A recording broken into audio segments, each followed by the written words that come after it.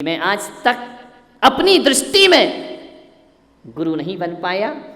मैं बचपन से विद्यार्थी रहा और आज भी विद्यार्थी हूँ और जिनेंद्र भगवान से निवेदन करता हूँ कि जब तक तुझसा ना बन जाऊँ तब तक विद्यार्थी में जीवन मेरा व्यतीत होना चाहिए। आदमी को सीखना चाहिए, हर पल सीखना चाहिए, हर क्षण सीखना चाहिए, हर जगह से सीखना चाहिए। जब तक केवली भगवान ना हो जाओ, जब तक कैवल्य और बोधि की प्राप्ति ना हो जाए, तब तक विद्यार्थी में जीवन हमें व्यतीत करना चाहिए। मैं सीखता हूँ, जहाँ से जो मिलता है वहाँ से ग्रहण कर लिया करता हूँ। लेकिन मेरी बात छोड़ो, चलो थोड़ी सी तुम्हारी बात कर लेता हूँ। आपको लगता है, ऐसा कभी महसूस होता है कि हम अपने बच्चों को कोई बहुत बड़ी विरासत सौंप करके जा रहे हैं? हम अपनी इस पीढ़ी को कोई बहुत अच्छी वसीयत धरोहर सौंप करके जा रहे हैं? क्या सौंप करके जा रहे हैं? विचार करना है आपको। आज आपका चिंतन करना है। आज अपने आप को आत्मचिंतन और आत्ममंथन के लिए मैं आपसे मुखातिब हो रहा हूँ। ध्यान रखिए, मैं इतना ही आपसे निवेदन करना चाहता हूँ। क्या आपको लगता है कि आपने अपने बच्चे को एक बहुत जिम्मेदार इंसान बना दिया है? ये महसूस होना चाहिए अपनी ज़िंदगी में। जिम्मेदारी का अर्थ ये नहीं होता कि नोट कमा ले, और जिम्मेदारी का अर्थ ये नहीं होता कि घर परिवार को चला ले, पत्नी ले आए, बच्चे हो जाएं। इसको जिम्मेदारी नहीं कहते हैं मेरे भाई। जिम्मेदारी तो उसे कहते हैं कि कैसी दिए में रोशनी छोड़ करके जाओ कि घर भी रोशन हो और पड़ोस भी रोशन होना चाहिए। उसका नाम जिम्मेदारी हुआ करता है। क्या आपने अपने बच्चों को ऐसे संस्कार प्रदान किए हैं कि मेरे बच्चे, मेरे बेटे, अपने घर के आंगन में एक ऐसा पेड़ लगाना जिसकी छाया पड़ोसी के घर तक भी जाती हो? क्या ये संस्कार हमने दिए हैं? हमने तो शायद वो सौंप रहे हैं कि इस पेड़ की छाया केवल हमको मिलती रहे, पड़ोसी के घर में जाए तो डालियां काट देना चाहिए। ये संस्कार नहीं हुआ करते हैं। क्या आप अपने बच्चों के हृदय में वो दिया जला पाए हैं कि दहली के एक हिस्से पर दिया रख दिया जाए तो बाहर का दरवाजा भी रोशन हो और अपना दरवाजा भी रोशन हो? क्या ये दिया हम सौंप पाए हैं अपने बच्चों को? अपनी औलाद के प्रति हमारे क्या दायित्व हुआ करते हैं? अपनी संतान के प्रति हमारे क्या दायित्व हुआ करते हैं? एक बार मेरी दादी माँ गृहस्थ जीवन की आम का पौधा लगा रही थी आंगन में। मैंने कहा, ये क्यों लगाती है? बोले, जरूरी है। मैंने कहा कि देख, ये आम का पेड़ आजकल के आर्टिफिशियल पेड़ तो है नहीं, हाइब्रिड तो है नहीं कि आज लगाए कल फल आ गए। पहले तो बरसों इंतजार करना पड़ता था। कभी कभी तो ये होता था कि आम लगाते हम थे और खाती आने वाली पीढ़ी थी। उन्होंने एक आम का पेड़ लगाया, उन्होंने एक इमली का पेड़ लगाया। मैंने कहा, ये पेड़ क्यों लगाए हैं? मैंने कहा, देख, जब तक ये पेड़ बड़ा होगा ना, तब तक तू इस दुनिया में नहीं रहेगी। तो मालूम है क्या बोला उन्होंने? कि बेटा, एक बात ध्यान रखना, यदि हर कोई ऐसा सोचेगा तो दुनिया में पेड़ ही नहीं बचेंगे, वृक्ष ही नहीं बचेंगे। छाया कौन देगा और फल कौन देगा? हर चीज अपने लिए नहीं होना चाहिए, आने वाले संसार के लिए भी हमें कुछ सौंप करके जाना चाहिए। हमारे पूर्वज सौंप गए तो हमने फल खाए हैं। अब हमारा दायित्व है हम सौंप कर जाएं तो आगे वाली पीढ़ी को फल खाना चाहिए। ये क्या है? ये कोई बहुत बड़ी उन्होंने डिग्री प्राप्त नहीं की थी, बहुत बड़ी किसी स्कूल में शिक्षा प्राप्त करने नहीं गई थी, लेकिन उनकी बातों से ऐसा लगता था कि वह शिक्षा भले उसने अक्षर ज्ञान ना किया हो, लेकिन अनुभव का ज्ञान अक्षरों से भी बढ़कर उनके पास हुआ करता है। मान्यवर, क्या सौंप रहे हैं हम अपने बच्चों को? ऐसी जिंदगी नहीं हो गई हमारे बच्चे की कि उनका अपना कमरा है, अपना लैपटॉप है, अपना इंटरनेट है, अपना मोबाइल है। एक कमरे में बंद रहना चाहता है आज का बच्चा।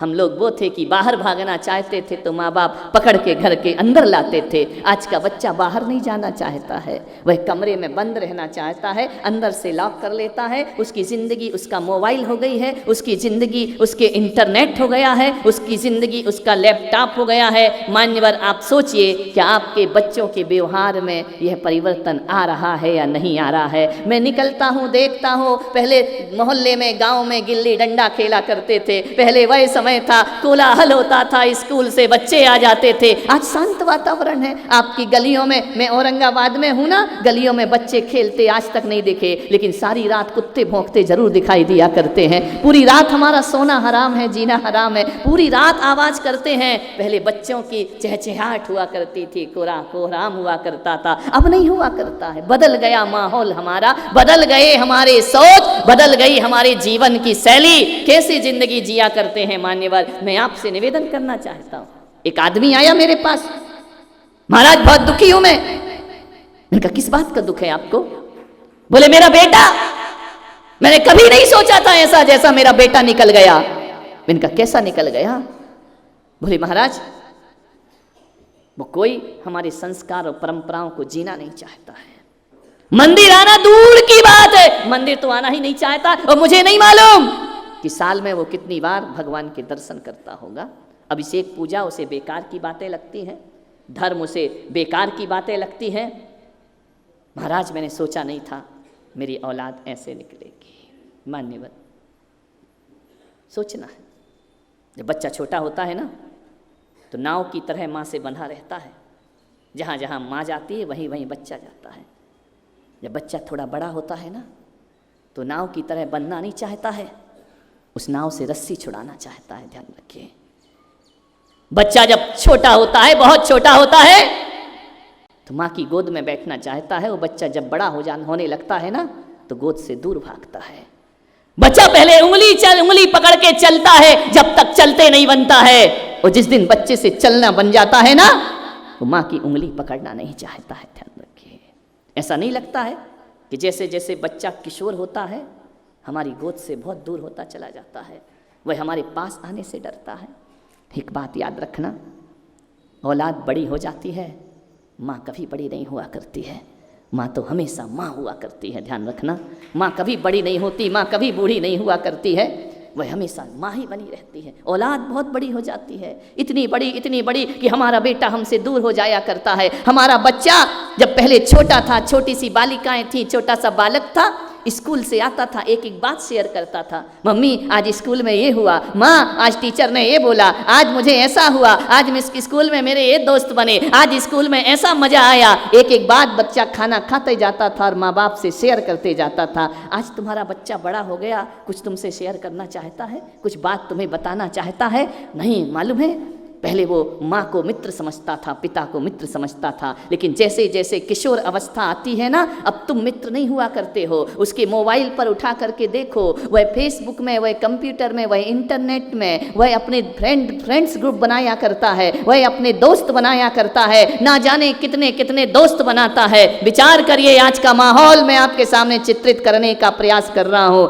फ्रेंडशिप डे आता है, हजारों दोस्त फ्रेंड उसकी फेसबुक में बने हुए हैं।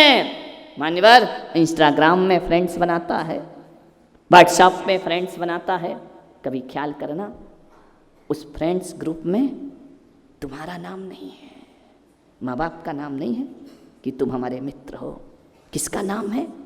जिनको तुम जानते भी नहीं हो। ध्यान रखना, तुम्हारा कहीं स्थान नहीं है। जैसे जैसे बच्चा किशोर होता है वह तुमसे अलग होने का प्रयास करता है, उसके फ्रेंड्स ग्रुप में तुम्हारा कहीं नाम का उल्लेख नहीं हुआ करता है।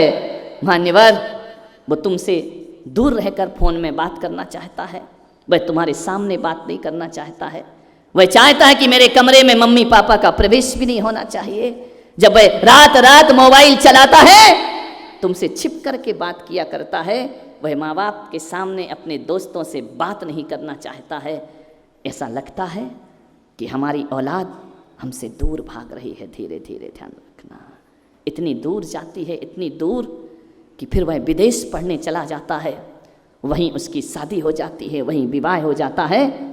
फिर तुम बेटे का ऐसे इंतजार करते हो जैसे साल में कभी बेटियां ससुराल से पीहर आया करती थी। 4-6 दिन को रक्षाबंधन के पर्व पर ऐसी औलाद तुम्हारे पास आती है। विचार करिए, जो कभी माँ की कोख से जुड़ा रहा बच्चा, माँ की छाती से जुड़ा रहा बच्चा, आज क्या स्थिति उसकी है, वह तुम्हारे पास नहीं आना चाहता है। तुम कोई सलाह दो तो कहता है मम्मी आप बिल्कुल प्लीज़ बिल्कुल डोंट गिव एडवाइस, मुझे देने की कोई ज़रूरत नहीं है। बच्चा आपसे इतना ही मतलब रखता है कि मेरे स्कूल की फ़ीस कितनी है वो चुका दीजिए, मेरे कॉलेज की फ़ीस कितनी है वही चुका दीजिए, और स्कूल कॉलेज में क्या फैसिलिटीज़ होती हैं वह मुझे दे दीजिए, बाकी मेरा तुमसे कोई रिश्ता नहीं है। ध्यान रखना, ज्यों ज्यों उम्र बढ़ती है, किशोर अवस्था आती है बच्चे की, क्यों करता है आखिर हमारे बच्चे ऐसा हमारे साथ, क्यों होता है हमारे जीवन में? एक बात याद रखना, जिंदगी में वो मोड़ जरूर आएगा, जिंदगी में वो मोड़ जरूर आएगा जब हमारा बच्चा खुद की दुनिया खुद बनाएगा। ध्यान रखना है,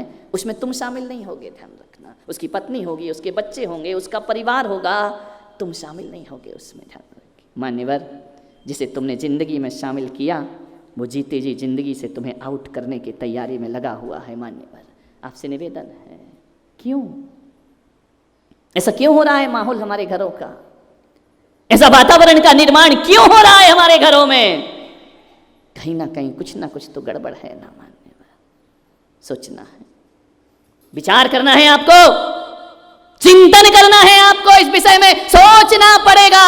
इस पीढ़ी को, इस पढ़ी लिखी पीढ़ी को हर कोई तुमसे दूर भागता है। बहू आती है ना, वह भी दूर भागने का प्रयास करती है, कोई तुम्हारे निकट नहीं आता।